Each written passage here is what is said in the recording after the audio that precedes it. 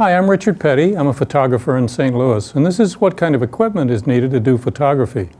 Nowadays, 99% of photography is digital photography, and what you need is you need a good basic camera.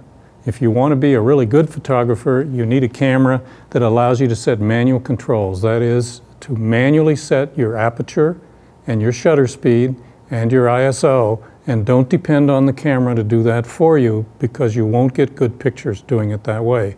The other thing that I recommend that people do, which gives you a lot more flexibility, is have a camera that allows you to change the lenses. This gives you some good flexibility in the kind of things you do. For instance, if you're going to do sports photography, you might want a telephoto lens.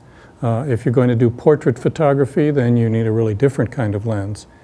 I really don't think you need a lot of different equipment. I don't have lots of cameras, and I don't have lots of different lenses for my cameras because it really has more to do with your experience and skill. I do recommend that everybody get a really good light meter and meter your pictures and shoot everything on manual, and then you'll get the best results. This is an example of a light meter, and you don't really need a super fancy light meter. This one's fairly fancy because I do a lot of studio work and wedding work, but still just a simple light meter to help you understand the exposure. And finally, as you get into photography, one of the things you're going to need is a good tripod, a good sturdy tripod. Don't buy a cheap one that you can take your camera on and off the tripod quickly.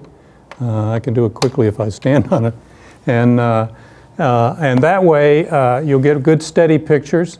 Taking pictures of people, it's best to have the camera on a tripod and use a wired or unwired remote control. Or if you're doing sports photography, it's really nice to keep the camera steady. Or if you're doing pictures in dim light, where you have to keep the shutter open for a long time, it's absolutely essential that you have a good, sturdy tripod.